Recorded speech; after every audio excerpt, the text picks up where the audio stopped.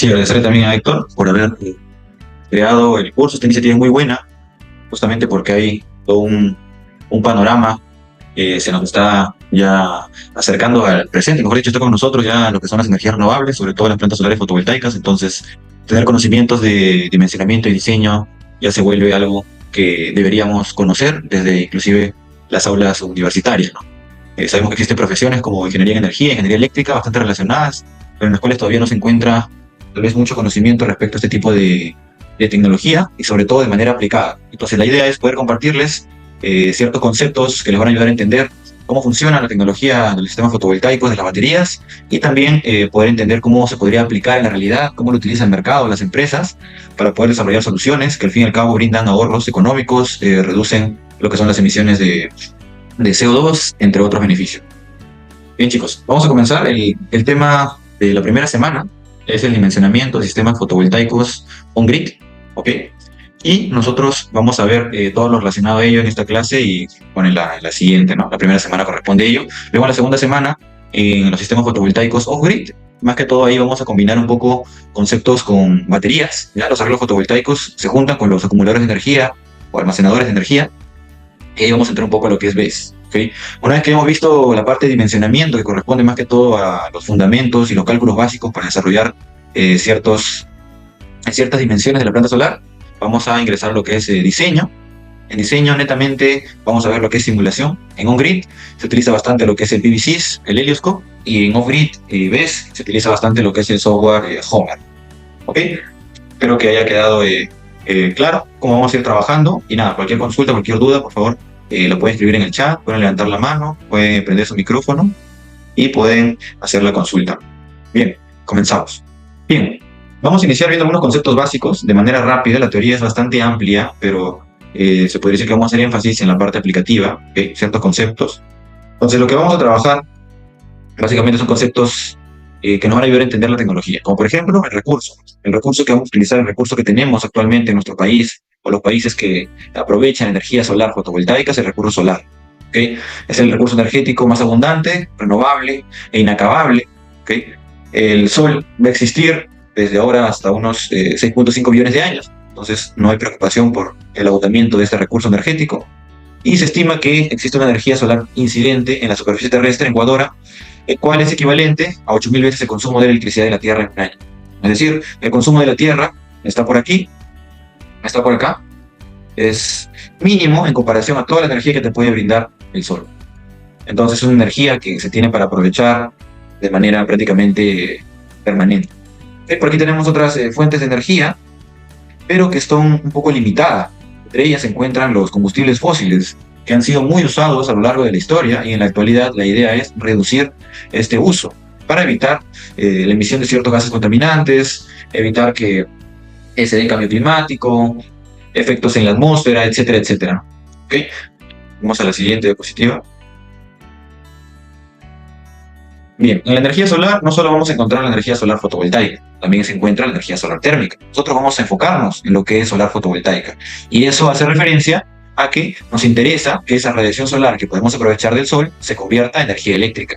¿Okay? ¿Por qué? Porque lo que hace la energía solar térmica, por ejemplo, es convertir, se podría decir, esta energía de la radiación solar en energía térmica, es decir, en temperatura. ¿Okay? Temperatura que me puede servir para cambiar de fase un determinado líquido, por ejemplo, ¿okay? Y por ende poder aprovechar esa energía para poder, por ejemplo, ducharnos con agua caliente, realizar algún tipo de, se puede decir, de circulación de agua, ¿no? Por gravedad, etcétera, etcétera. Las aplicaciones que tiene la energía solar térmica difieren un poco de la energía solar fotovoltaica.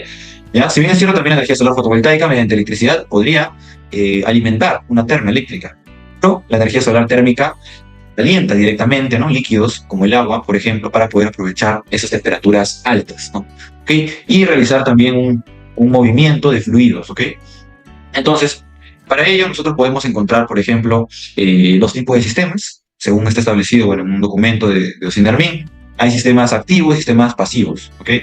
Entonces, los sistemas pasivos no van a requerir de dispositivos para la captación de energía solar. Esta se realiza mediante la aplicación de elementos arquitectónicos, bioclimáticos que tengan una estrecha relación con el sol.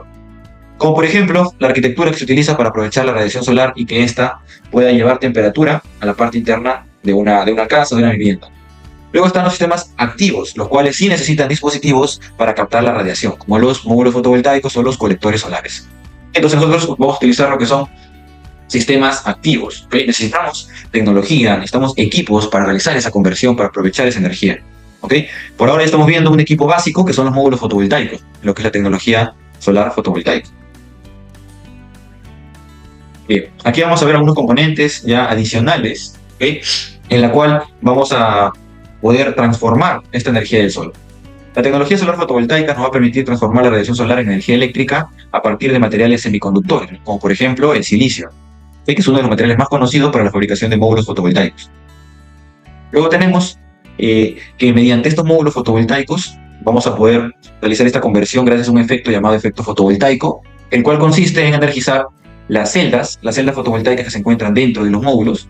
Mediante la radiación solar vamos a poder energizar estos electrones de la última capa de valencia y vamos a tener lo que es un flujo, ¿no? Un flujo de electrones, ya que estos electrones van a estar energizados. Entonces, ese flujo de electrones va a generar lo que es una diferencia de potencial y por ende se va a formar lo que es la energía eléctrica, ¿no? Cabe indicar que esta energía eléctrica es en corriente continua, ¿okay? Cuando el módulo fotovoltaico realiza la conversión, lo hace corriente continua. Eso es muy importante tenerlo en cuenta, ya que al momento de que nosotros queremos utilizar esa energía, necesitamos realizar una conversión, ¿okay? Y esa conversión se realiza gracias a un equipo llamado inversor, como vemos aquí. Entonces, llega la radiación solar, el módulo fotovoltaico se encarga de realizar la conversión de energía eléctrica en corriente continua. Luego el inversor lo que va a hacer es convertir de corriente continua a corriente alterna, ¿okay? De DC a AC, ¿no? Direct current a corriente alterna. Y luego ya todo lo que conocemos con la energía eléctrica convencional se va a producir, ¿no? Si queremos transportar la energía, tenemos que elevarla a un nivel de tensión más alto para evitar grandes cantidades de pérdidas y poder distribuirlo a los hogares, ¿no? A los niveles de tensión que nosotros normalmente trabajamos.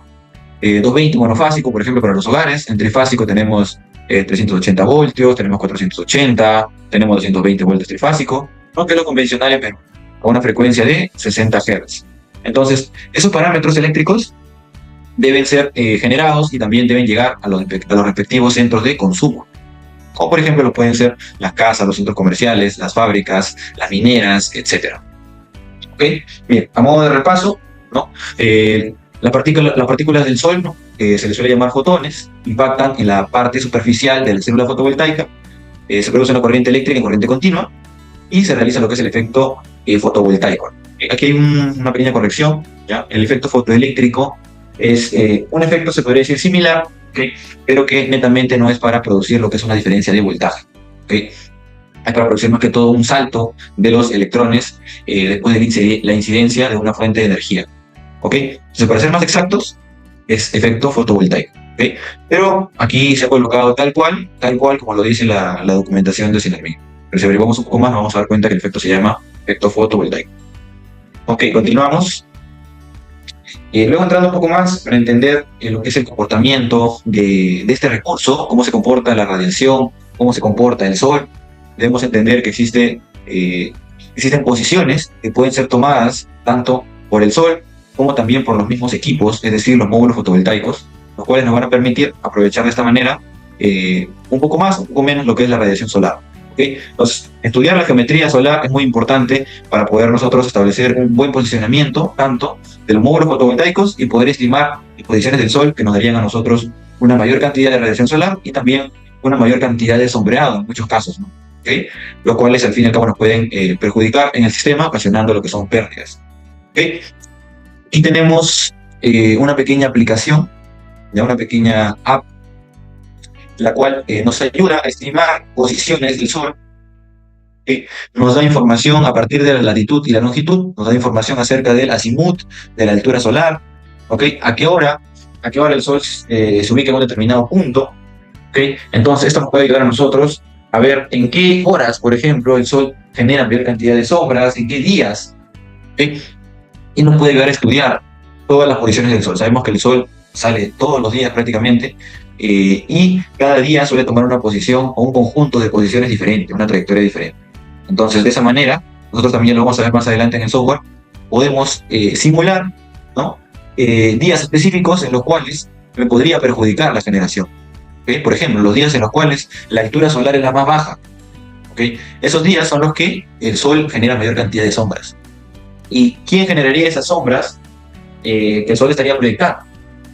Esas sombras estarían generadas por ejemplo, obstáculos existentes, ¿no? Pueden ser obstáculos existentes en un techo, por ejemplo, o también en un terreno. Sabemos que en un terreno podemos encontrar montañas, mesetas, etcétera. Entonces, si el sol se encuentra a una altura solar muy baja, por ejemplo, a las 6 de la mañana o a las 6 de la tarde, entonces la radiación solar que va a llegar a los módulos fotovoltaicos va a ser mucho menor. Entonces, esas consideraciones hay que tenerlas en cuenta. Los criterios de diseño también lo vamos a estar viendo. ¿Ok? La geometría solar, en resumen, permite conocer la posición del Sol, nos ayuda a orientar de forma más adecuada y óptima los módulos fotovoltaicos y obtener una mayor eficiencia en el sistema, teniendo la mayor cantidad de radiación solar. Estudiamos la posición del Sol para analizar las pérdidas por sombreados y también para definir cuál sería el ángulo de elevación y el ángulo de azimut según la posición que estemos analizando. ¿Ok? Luego, el ángulo de elevación, bueno, el ángulo de elevación existe tanto para el Sol, también para los módulos. ¿Okay? Cada uno tiene sus propios ángulos, sus propias posiciones, lo cual van a permitir que se aproveche de una mejor manera la radiación que tenemos disponible. Entonces, ¿qué cosas básicas deberíamos saber? Primero, que nosotros en el estar en Perú percibimos que el Sol sale o pasa, ¿no?, de este a oeste, ¿okay? Pero sabemos, ¿no?, que el Sol se mantiene en una misma posición y es el planeta Tierra quien rota y a la vez se traslada alrededor del mismo, alrededor de la órbita. Nosotros percibimos como si el Sol saliera desde el este hacia el oeste, ¿correcto? Entonces, esto debemos tener en cuenta y que dependiendo las estaciones del año, el Sol va a tener en algunas ocasiones más altura solar que en otras. Por ejemplo, en verano, el Sol suele estar de manera que tenga una altura solar mayor y sus rayos caigan de forma más perpendicular a la superficie terrestre, sobre todo en la parte del ecuador del planeta. ¿Okay? Por eso es muy necesario que los módulos tengan una cierta inclinación, porque nosotros nos ubicamos en el ecuador. Y el ecuador es el lugar donde caen los rayos solares de una forma más perpendicular, ¿no?, formando prácticamente 90 grados. ¿Okay? Entonces se puede aprovechar de una mejor manera lo que es la radiación en esos puntos. Ahora, si nosotros queremos también trasladar ese aprovechamiento de radiación, debemos inclinar nuestros módulos hacia el ecuador. Como nosotros nos ubicamos en el hemisferio sur, entonces miramos hacia el hemisferio norte, que es en donde se encuentra el ecuador, para poder aprovechar un poco más la radiación solar. Bien, tenemos a modo de resumen, el ángulo de elevación nos indica la altura del Sol con respecto a la horizontal, variando de acuerdo a su movimiento natural de este a oeste, que es lo que percibimos. Al amanecer, típicamente, el ángulo de elevación es 0, el mediodía es 90 grados y al anochecer es 180 grados. Existen otros factores que modifican este ángulo, tales como la latitud y las épocas del año. ¿Okay? Como les decía, en invierno, en verano se mueve de manera diferente. El ángulo de elevación, o bueno, la altura, ¿no?, la altura solar también conocida como altitud, el complemento de este ángulo también se le llama ángulo cenit. Aquí hay una pequeña gráfica, ¿okay? Y este término por sí solo es el punto máximo de elevación que alcanza el Sol en un día. ¿Okay? Es muy importante saber en qué días tenemos el mayor ángulo cenit, ¿no?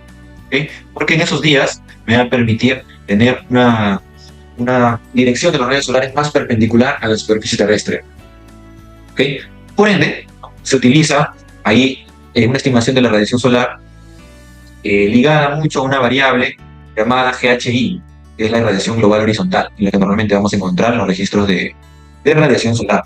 ¿Ok? A ver, ahí está sonando un chat, no sé si es el mío o es el de alguien más. Y los micros están apagados, por este caso. Ok. Entonces debe ser el mío. Bueno, ya está sonando. Listo. Bien, y como último ángulo, el ángulo de azimut. El ángulo de azimut es el que se forma con la proyección del Sol con respecto al norte. ¿Okay? En el eje norte-sur se forma, como aquí está en la imagen, el ángulo de azimut. ¿Okay? Se puede apreciar como la dirección de la luz solar con referencia al norte. En general, también este ángulo varía en función a la latitud y época del año. Ahora debemos tener en cuenta que tenemos tanto el ángulo de azimut para el Sol como para el módulo. ¿Okay? Por ejemplo, cuando ingresemos el software, el PVCs, nos van a pedir, como uno de los primeros datos, ¿no?, el ángulo de azimut. Es decir, ¿cuánto va a ser tu giro con respecto al eje norte-sur? ¿No es cierto? Muy importante. Normalmente lo vamos a dejar en 0, ¿no? O sea, vamos a dejar que miremos al norte, pero en el momento que desarrollemos un 3D o hagamos un modelamiento en 3D, ahí sí vamos a poder manipular de una mejor manera el ángulo, ese ángulo de azimut. ¿Ok? El ángulo de azimut del Sol es el ángulo que forma la posición del Sol con el norte, mientras que el ángulo de azimut del módulo fotovoltaico es el ángulo que forma el eje del módulo fotovoltaico con el norte, ¿no? Para cada uno de ellos. Bien, hasta aquí alguna consulta, todo claro. Los, los ángulos, los ángulos al curvo solar. ¿Sí? ¿Todo claro? Vamos a ver quiénes están conectados. Edson, ¿todo claro? Vi que levantaste tu manito. Ya, Gonzalo, todo claro. Bien. Bien, vamos entrando un poco más a la tecnología. ¿Ya? Uno de los componentes clave a estudiar es el parámetro radiación solar, que es un término bastante utilizado, ¿okay? En la cual vamos a poder diferenciar varios componentes, como por ejemplo, según estoy mostrando en la imagen, tenemos tres componentes básicos de la radiación solar. Tenemos la radiación solar directa, reflejada y difusa. ¿Okay? Entonces, estos tres tipos de radiaciones es la que va a poder recibir el módulo fotovoltaico. Pero, en muchos casos, por no decir en casi todos, no nos va a interesar cuánto vale cada una de ellas, ¿no? Pero sí es importante tener conocimiento de que existe radiación directa, radiación difusa y radiación reflejada, también llamada albedo. Ahora, ¿por qué es importante ese concepto? Por ejemplo, ¿no? La radiación reflejada. La radiación reflejada proviene de la radiación que rebota en una superficie sólida, se podría decir sólida, como por ejemplo el suelo. Entonces, si consideramos las tecnologías actuales en la cual existen, por ejemplo, módulos bifaciales, entonces la radiación reflejada me conviene estudiarla. ¿Por qué? Porque me da una ganancia adicional a lo que los módulos convencionales monofaciales no me brindan. ¿Okay? Pero en general, normalmente estudiamos la radiación global, que es la suma de la radiación difusa, la directa y la reflejada. Para entender un poco mejor los conceptos, la radiación directa es la que, como su mismo nombre lo dice, llega directamente al módulo, netamente pasa por la atmósfera, viene desde el espacio exterior y llega directamente al módulo. La radiación que rebota de una se podría decir, de una nube, ¿no? De una nube o un material gaseoso, ¿no? Es la radiación difusa. ¿Okay? Y estas tres, la suma de estas tres la vamos a encontrar en los registros de radiación. ¿Okay? Cuando veamos los registros de radiación, vamos a encontrar la radiación global. En algunos casos nos van a ofrecer la radiación directa, la radiación difusa, pero prácticamente casi no la vamos a utilizar. ¿Okay? Bien, vamos a la siguiente. Aquí tenemos una pequeña fórmula también para hallar la radiación global en función a otras variables que nos pueden ofrecer las bases de datos de radiación solar. Las bases de datos de radiación solar te dan ciertas variables que ellos miden. Por ejemplo, GHI, DNI y DHI, ¿no? Estas son mediciones de radiación directa y radiación difusa. Radiación directa normal y difusa horizontal. ¿Okay? Entonces, al momento de tener ya esos registros, ¿no? En la base de datos, podemos realizar un cálculo y llegar a la radiación global. ¿Okay? Es un método también. Luego, aquí vemos también cómo es el comportamiento de cada una de ellas. La radiación reflejada es la que rebota en el suelo, la directa es la que está llegando a los módulos directamente. Tenemos aquí la radiación difusa, que es el que está golpeando las nubes. ¿Okay? Bien. Aquí tenemos algunos registros. Este registro lo he sacado de un software llamado System Advisor Model, que es un software que ha sido desarrollado por el Laboratorio de Energías Renovables de Estados Unidos, el cual nos brinda cierta información de cómo es el comportamiento de estos tres tipos de parámetros, ¿no? La radiancia difusa, la global y la directa. ¿Okay? Ahora, vamos diferenciando ya un poco los parámetros, las unidades. ¿Okay?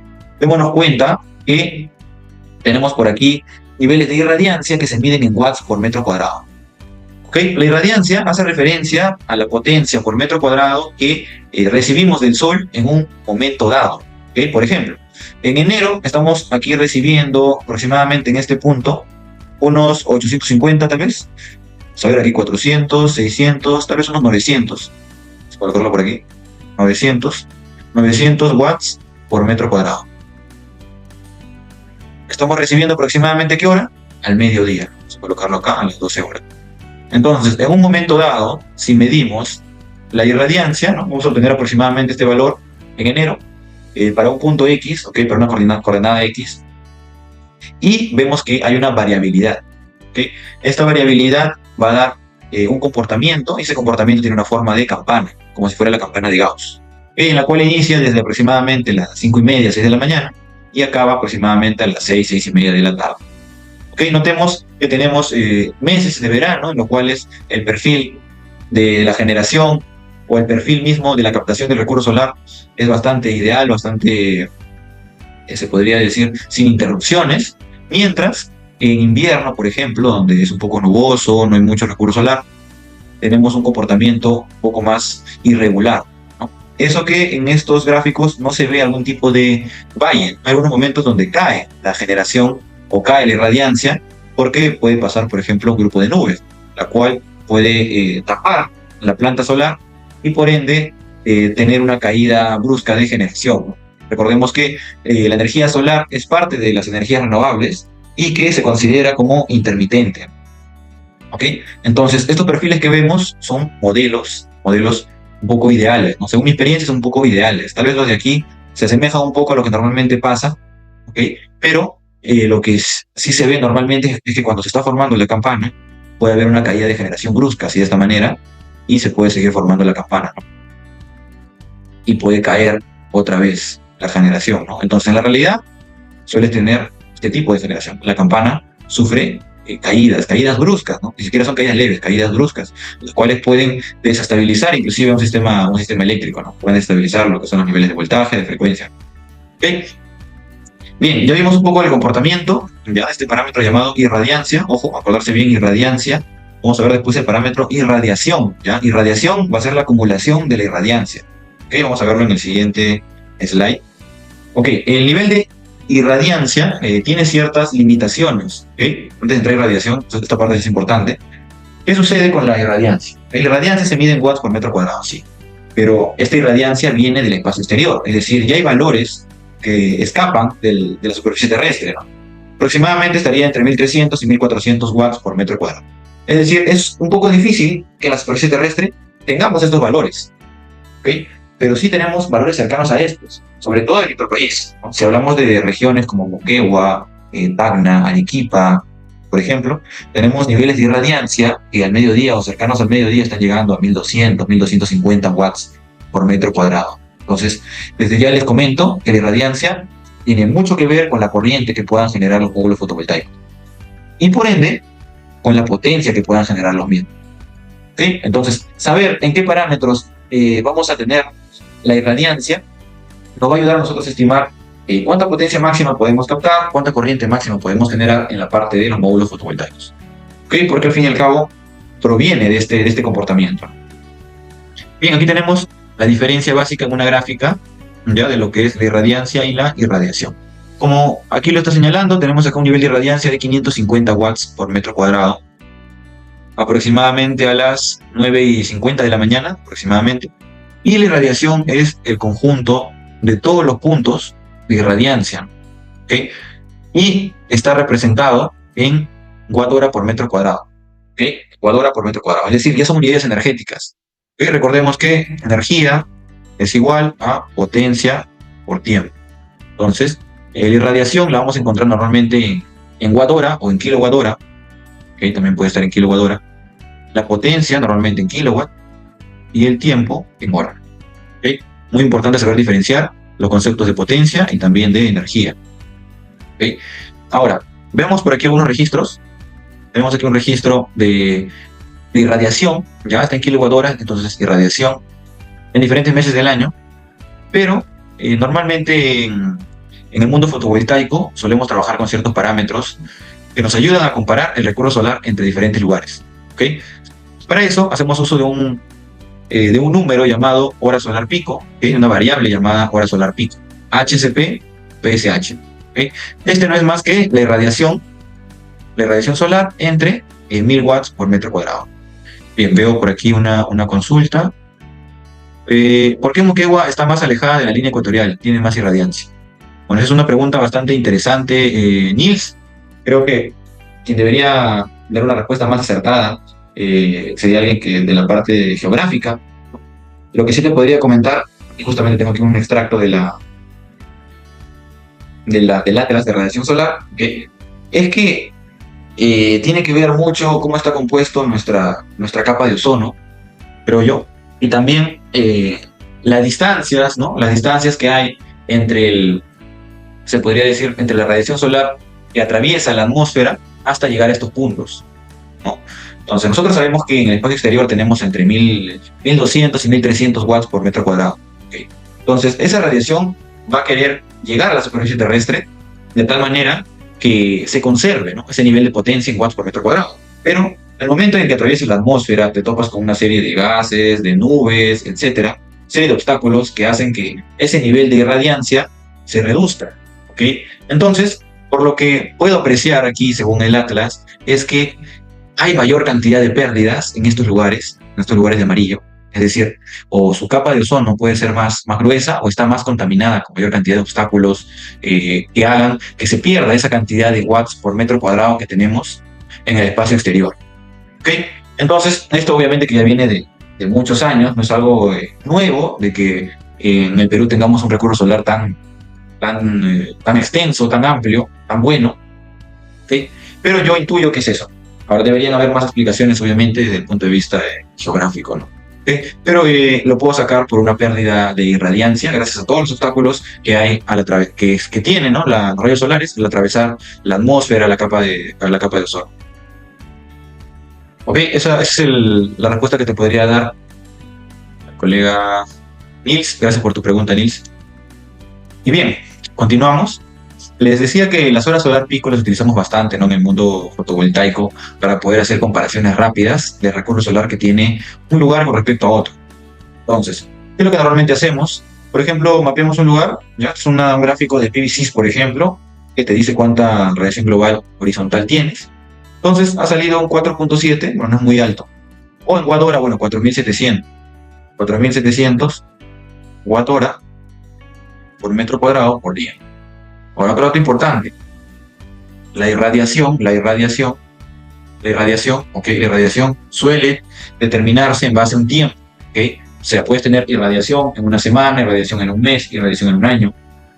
Siempre es con respecto a un tiempo. ¿Por qué? Porque es un parámetro energético. ¿Ok? Está en watt hora, es un parámetro energético. La irradiancia sí no depende de un tiempo determinado, pero depende de un momento, ¿ok? De una hora, de una fecha, ¿ok? Y bien, realizamos la conversión. 4700 entre 1000 watts por metro cuadrado. Dividimos 1000 watts por metro cuadrado. Bien, cambiamos un poco el color. Bueno, simplificamos, los watts también los simplificamos, metro cuadrado también. Y nos quedamos, a ver, 47 entre 10 con el 4.7, pero queda en horas por día. Horas por día, o le llamamos también hora solar pico. HSP, hora solar pico. Entonces, ¿cuántas horas solar pico tenemos aproximadamente en lugares como tal? Van entre más o menos 6 hasta 7 inclusive en algunas ocasiones. En Lima, por ejemplo, en Lima tenemos hora solar pico de 4.7, 5, 5.3, por ahí aproximadamente. La selva, bien, ¿no? El norte también tiene aproximadamente esos números. O sea, el resto del Perú tiene lo que son índices de radiación solar, hora solar pico, a nivel moderado, a nivel intermedio. Niveles bajos casi no tenemos. ¿Cuánto nivel bajo? Por ejemplo, 2 horas solar pico. Es mínimo, es como si el sol viene un rato y después todo el resto del día está nublado. Y eso normalmente no sucede. No sucede en nuestro país. ¿Ok? Entonces nos sirve para poder hacer esa comparativa y ver qué lugares tienen mayor puro solar que otros. De una manera mucho más práctica. Nils me dice, mayor altura, por ejemplo, la sierra aumenta, el HSP disminuye. Eso es bastante relativo, no es directamente proporcional.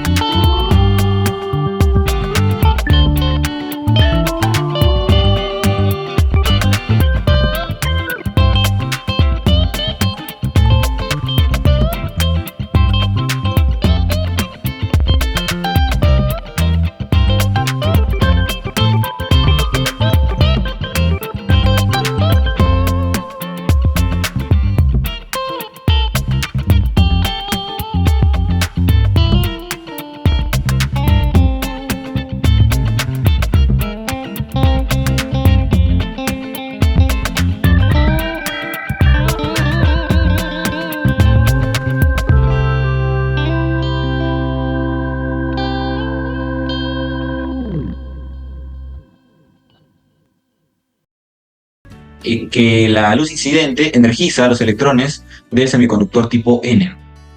Bien, aquí está lo que se le hace normalmente al silicio para poder trabajar en el módulo fotovoltaico. Se le hace un dopado, que es una combinación, una mezcla con otros materiales como el boro y el fósforo, ¿okay? Para poder tener esta diferencia de electrones, ¿okay? Y que se pueda ver un movimiento de electrones entre los átomos que requieren ese electrón y el átomo que le sobra. Y ahí están el boro y el fósforo.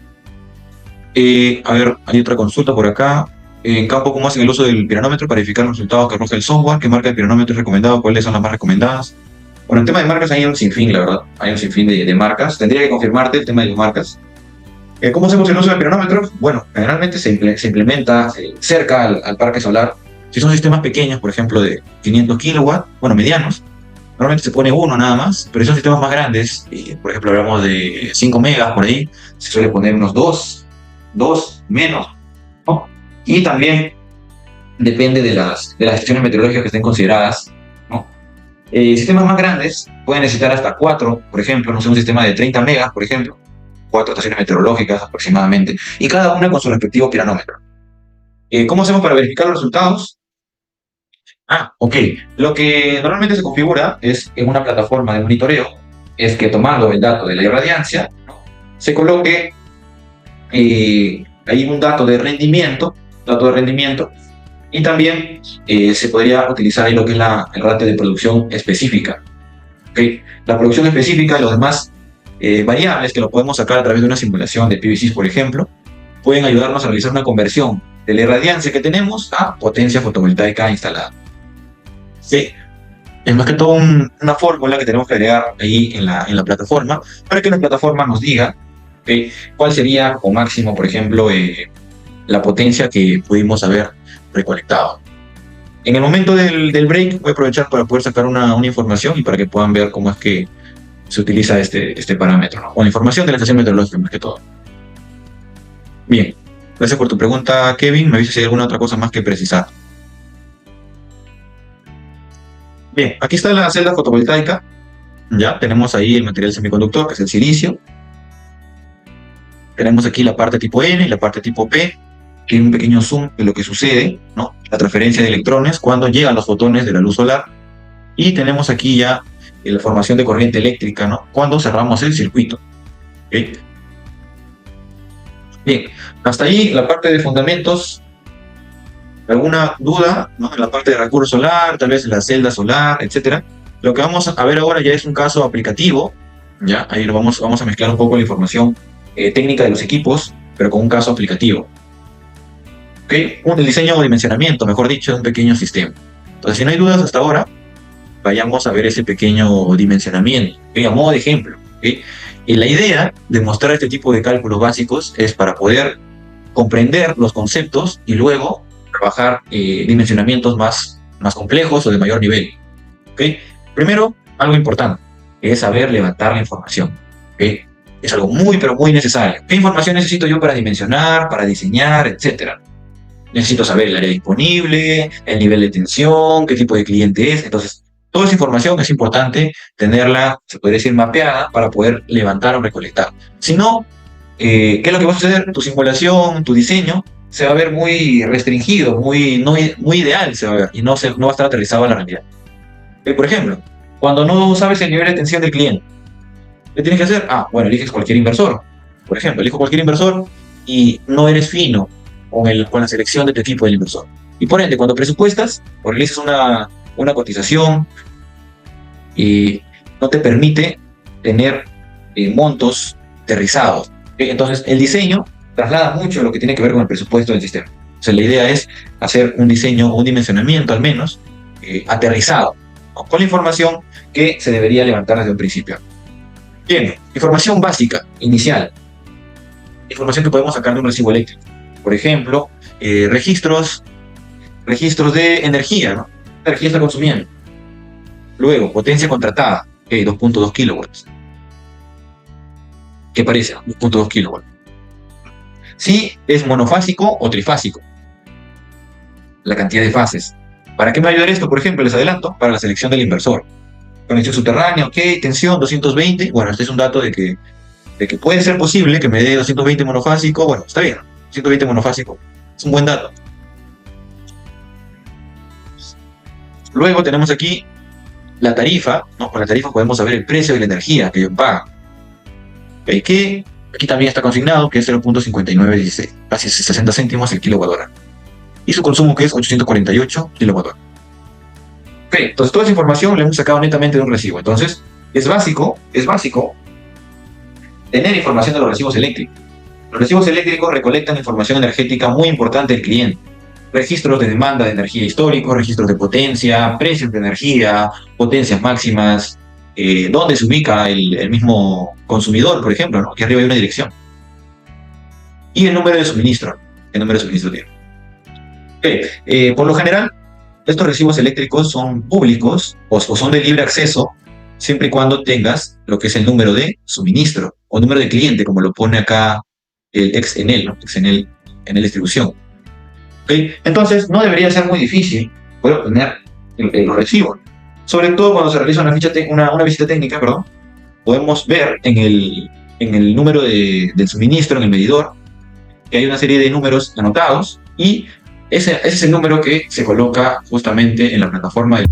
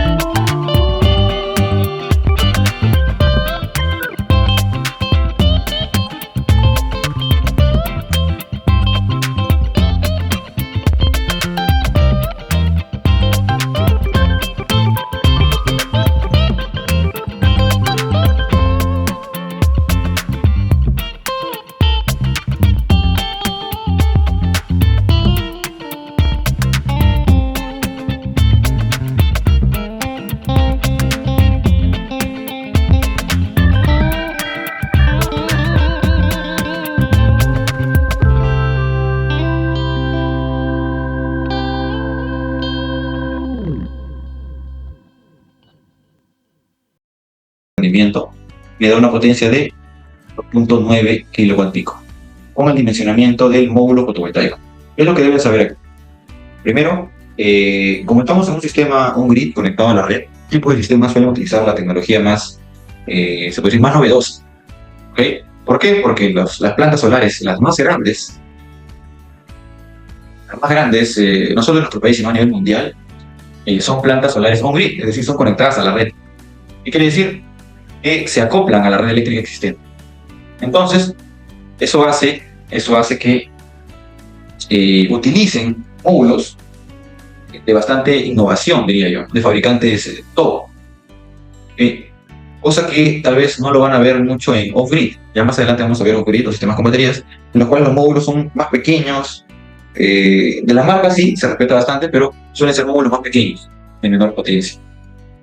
Entonces, ahorita estamos, por ejemplo, en la actualidad ya con módulos de hasta 500, 600 watt pico.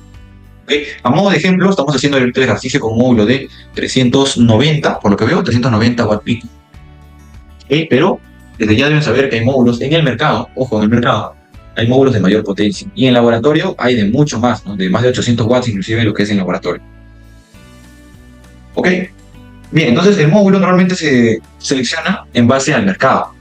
Es decir, debes considerar primero una buena marca.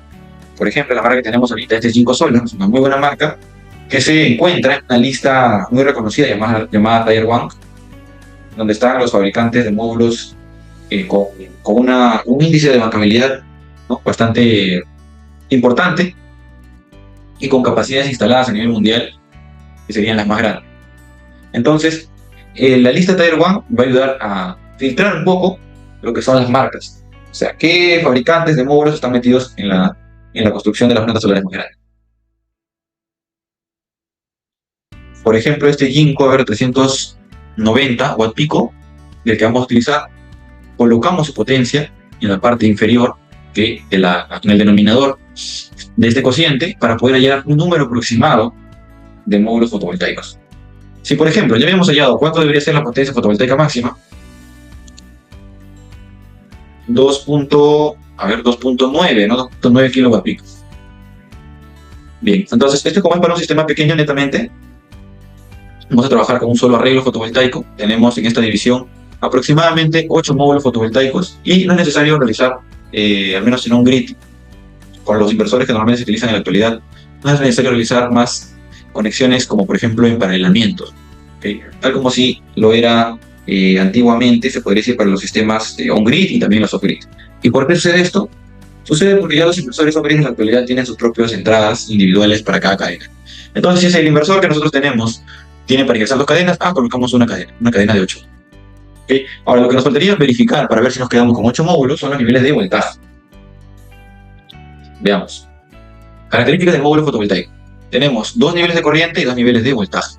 Entonces, estos datos son extraídos de la ficha técnica. Tenemos el voltaje MPP o MP de máxima potencia es de 41.1, el voltaje de circuito abierto es de 49.3, la corriente en máxima potencia es 9.49 y la corriente en cortocircuito llega hasta 10.12. Ahora, ¿para qué se utilizan normalmente estas variables? Ya, esto sí es importante comentar. Que, por ejemplo, la corriente de cortocircuito y el voltaje de circuito abierto normalmente son parámetros de diseño. Si se dan cuenta, son mayores a los parámetros de máxima potencia. Ustedes se preguntarán, ¿por qué es mayor? Es porque para tener una potencia máxima, no necesariamente tiene que ser el voltaje máximo o la corriente máxima.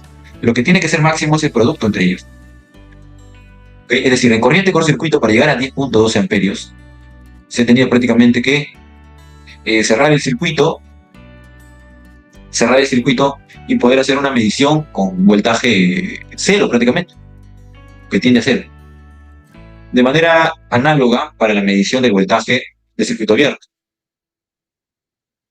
Se necesita en esa medición, en esa verificación, tener en cuenta ciertas condiciones, porque el voltaje, al igual que la corriente, suelen variar, sobre todo el voltaje, ¿no? Suele variar en función a la temperatura. ¿Ok? Entonces, en este momento, por ejemplo, en el momento en el cual establece la ficha técnica, deberíamos tener 49.3. ¿Okay? ¿Pero qué establece la ficha técnica? Que hay 2 tipos de condiciones. Condiciones STC y condiciones NOCT. Y tenemos aquí nosotros otros 2 parámetros que es el voltaje de máxima potencia y la corriente de máxima potencia. Estos dos se pueden dar en el mismo instante. Pero el voltaje de circuito abierto es cuando la corriente es cero prácticamente, ¿no? Cuando aperturas el circuito. Y la corriente con circuito es cuando el voltaje prácticamente es cero. Es decir, no puedes tener estos dos valores de voltaje de circuito abierto de 49.3 y corriente con circuito en el mismo momento. Son excluyentes. Lo que sí podemos tener es este nivel de voltaje y este nivel de corriente, los cuales van a garantizar que el producto de 41.1 y 9.49 sea el mayor posible a nivel de potencia, ¿no? ¿Okay? Porque si multiplicamos, obtenemos aquí el nivel de potencia. Bien, aquí lo importante, que estamos viendo en el capítulo de generador fotovoltaico, es saber encontrar, ¿no?, los módulos. Se podría decir que están a la vanguardia en el mercado, ¿no? Le voy a escribir ahí unas marcas en el chat para mayor referencia, ¿no? Tendrían que buscar ahí la lista Tier 1. Se suele actualizar cada cierto tiempo, ya cada 3 meses o 4 meses, si mal no recuerdo, y pueden sacar ahí marcas de referencia, pero ya se sabe, ¿no?, al menos en Perú, cuáles son las marcas que se distribuyen, se podría decir, más, ¿no? Está LONGi, está Trina, por ejemplo, está Jinko, está Canadian, último entrado también Astronergy, tanto Astronergy es de Shint, ellos más que todo, y a Tongwei, ¿no? Tongwei. Y a Runner. Ya son las marcas de módulos que les podría recomendar. Falta J Solar, perdón. J Solar. Listo. Luego, el tema de las potencias, como les menciono, en la actualidad están ya en 500, 600 watt pico a nivel comercial. Se está tratando por ahí algunos parques solares de utilizar módulos de 700 watt pico, pero todavía hay ciertas, se podría decir, cierta resistencia de mercado, porque estos módulos son bastante grandes. Son bastante pesados, ¿no? Entonces los hace un poco más frágiles a los módulos, y por ende todavía no se han masificado, se podría decir, ¿no? Ahora, hay un detalle entre los fabricantes que les he mencionado, que deben tener en cuenta, es que, por ejemplo, LONGi ya no busca incrementar el tamaño de su módulo fotovoltaico.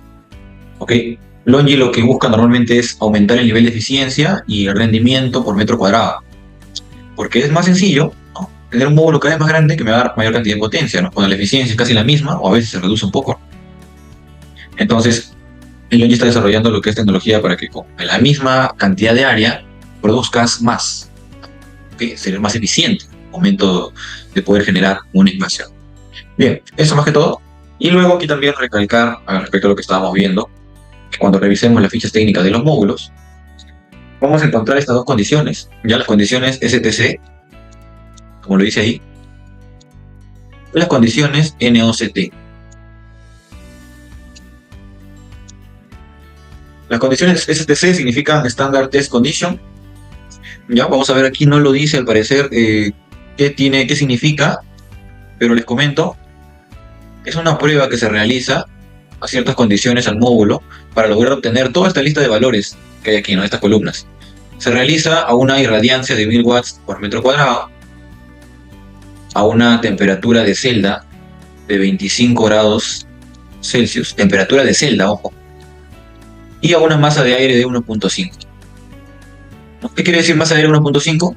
Que se considera que la radiación atraviesa 1.5 veces la atmósfera terrestre prácticamente. Entonces, estas tres condiciones hacen que esta serie de parámetros ocurra. 41.1, 49.3, 9.49, 10.12. Ahora, si lo queremos llevar a la realidad, ¿qué sucede? Puede haber una variación porque es difícil obtener estas condiciones exactas en la realidad. Lo que es más sencillo de obtener, por ejemplo, son los 1000 watts por metro cuadrado, que aproximadamente al mediodía se da. Entonces, en ese momento vas a tener un voltaje, una corriente aproximado a los valores que te otorga la ficha técnica según la medición en las pruebas estándar. ¿Okay? Y las pruebas NOCT sí son a otros valores. Me parece raro que no lo mencione, pero creo que lo recuerdo.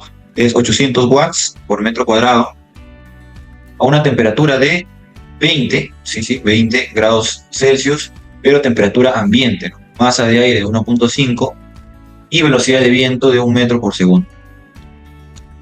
¿Ok? O sea, son condiciones no tan ideales, son un poco más pesimistas, por eso es que miren la potencia que entrega. Es decir, ese módulo está entregando 294 watt pico a estas condiciones, ese mismo módulo. Y estas condiciones estándar está entregando 390 watt pico. Ok, es importante saber las condiciones y luego tenemos por ahí otra serie de valores ya que nos van a ayudar a saber cómo funciona el módulo, cómo debería funcionar. Por ejemplo, la temperatura de operación va desde los menos 40 hasta los 85 grados Celsius, es decir, el módulo está preparado para trabajar en cualquier parte de nuestro país, por ejemplo, desde Puno hasta las minas más altas, en lugares más cálidos, más fríos, etc. ¿Okay? El módulo está preparado para resistir, e incluso en condiciones más adversas como caídas de granizo, por ejemplo. ¿Qué más? El nivel de voltaje máximo al que se debería trabajar, según IEC, es hasta 1500 voltios en corriente continua. Entonces, normalmente ahí vamos a tener que hacer un match con lo que también resiste el inversor. ¿Ya? Hay inversores que resisten solamente hasta 1000 voltios en corriente continua o menos, o hay inversores que resisten un poco más, hasta 1500 voltios en corriente directa. Entonces, no solo depende de esto, ojo, depende también de ese voltaje del inversor. Luego, tenemos aquí el fusible que recomienda el fabricante para este tipo de módulos. Sabemos que por cada cadena o string, ya vamos acá a representar unos módulos. Si tenemos una cadena o string, que es un conjunto de módulos conectados en serie, tenemos que el valor de corriente se va a mantener. Entonces, por cada string, al menos deberíamos tener un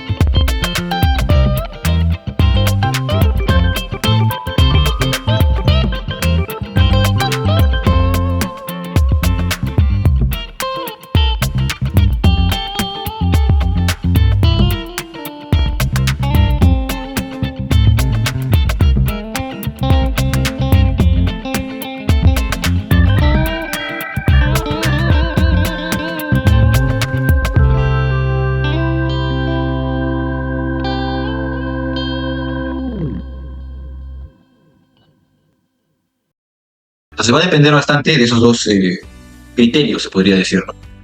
El más utilizado es utilizar el ratio de CAC. ¿Ok? ¿Qué nos dice el ratio de CAC para dimensionar la potencia de los inversores? Nos dice que la relación entre la potencia de corriente continua y la potencia de corriente alterna de un sistema solar fotovoltaico, un grid, debe estar entre 1.1 y 1.4, esa relación de proporción de potencia. Entonces, si nosotros ya tenemos la potencia fotovoltaica, que era 3.12, porque hemos elegido aquí ya 8 módulos por 390 watt pico. Vamos a verificar, 8 por 390, tendríamos 3.12, ¿no? 3.12 kilowatt pico ya de potencia instalada, que es lo que estamos viendo aquí como dato, 3.12 kilowatt pico. Entonces, haciendo una variación del ratio de SAC que está como K entre 1.1 y 1.4, nos sale que la potencia del inversor está entre 2.23 y 2.84. Entonces buscamos un inversor que cumpla en primer lugar con esta potencia. Encontramos un inversor, este es de la marca ABB, que es de 2.5 kilowatts, ¿no? Y el ratio de SAC sería 1.17. Entonces está muy bueno. Cabe recalcar que este tipo de inversores, me parece que ABB ya no lo fabrica Zimmer, la marca Zimmer es quien ha tomado las fábricas de ABB, según tengo entendido, ¿okay? Para poder actualizarlos un poco. Y luego, lo que debemos apreciar aparte del nivel de potencia es el nivel de tensión. Okay, recordemos que debemos entregar energía a un nivel de voltaje de 220 monofásico. Entonces este inversor debería ser monofásico. Buscamos aquí, dice voltaje DC 200 a 200 voltios. No, yo quiero ver voltaje en AC. ¿Dónde está voltaje en AC? Aquí está, outside. Conexión tipo monofásico, genial. Voltaje nominal en corriente alterna, 230 voltios. Listo, ¿se puede configurar 230 voltios para que trabaje 220? Sí se puede, entonces genial. Hasta ahí estoy ok. Esta parte sí es importantísima, define inclusive cómo se va a realizar la compra de un inversor. Cuando quieres comprar un inversor, no lo compres solamente por potencia, sino también por nivel de tensión, porque si no, no va a poder inyectar de la manera adecuada, ni siquiera va a poder operar, mejor dicho, porque el nivel de tensión debería ser el que tienes en el punto de conexión. Bien, luego tenemos aquí una serie de parámetros, primero en corriente continua, luego protecciones y por último en corriente alterna. En corriente continua tenemos un voltaje máximo que admite este pequeño inversor que es de 520 voltios como voltaje máximo. Trabaja a partir de un voltaje inicial de 200 voltios, a partir de los 200 voltios que está trabajando. Luego tiene un voltaje nominal de 360 voltios y en temas de potencia me da hasta 2600 watts. Bien, aquí tenemos otros datos importantes como por ejemplo el número de MPPTs. ¿Qué quiere decir MPPTs? Aquí dice 1. El MPPT es el seguidor del punto de máxima potencia, ya Maximum Power Point Tracker, MPPT, y nos ayuda mediante su algoritmo a obtener siempre la mayor potencia posible. Eso ya viene ya por parte del mismo inversor. Casi todos los inversores on-grid son MPPT, ¿no? Solamente en off-grid por ahí vas a encontrar otro tipo de tecnología que se llama PWM. Así que hay que tener mucho cuidado. Entonces tenemos aquí una sola entrada, un solo seguidor del punto de máxima potencia, y recordemos que teníamos solamente una cadena fotovoltaica, entonces suficiente.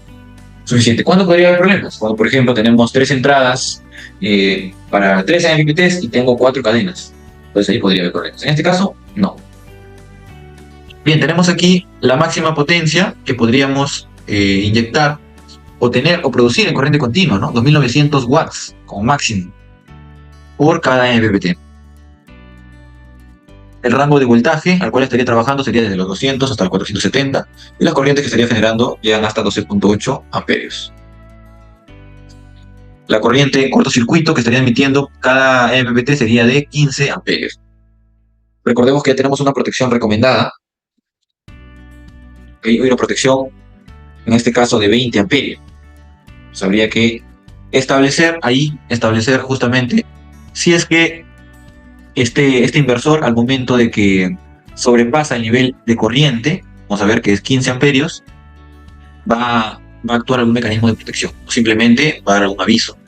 Ahora vemos el nivel de corriente del módulo, no llega ni a 11 amperios, entonces no habría mucho inconveniente. Aquí la corriente máxima de cortocircuito es de 15 amperios. Y por cada MPPT la corriente nominal o de entrada es de 12.8 amperios. Luego tenemos que por cada MPPT tenemos 2 pares de strings para poder ingresar. En nuestro caso tenemos una cadena, así que conectamos solamente uno. Pero teníamos para inyectar o para poder montar 2 cadenas de módulos, 2 strings. ¿Okay? Ojo que eso también cambiaría. Si le añadimos módulos, si le añadimos otra cadena, también cambia el ratio de DC-AC o el ratio de proporción de corriente continua a corriente alterna. Luego, como datos finales, tenemos la potencia en alterna que puede entregar a un COSFI a un factor de potencia de 1, el nivel de voltaje de 230 voltios y el rango de voltaje en AC desde 180 hasta 264. Bien, hasta aquí todo claro esta parte. Vamos a entrar acá a la parte de voltajes, que nos llega la ficha técnica. Hasta aquí todo claro. Ingeniero, una consulta. Sí, adelante, Gonzalo. Sí, ingeniero, ahí veo que en el MPPT sale, la ficha menciona 15 amperios, pero en el fusible que recomiendan, o sea, ¿ambas fichas están relacionadas o son diferentes?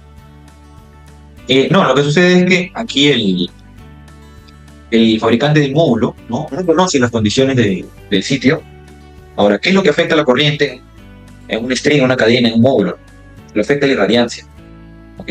Entonces, el fabricante te va a recomendar, obviamente poniéndose en el peor de los casos, para que el fusible no se esté saltando.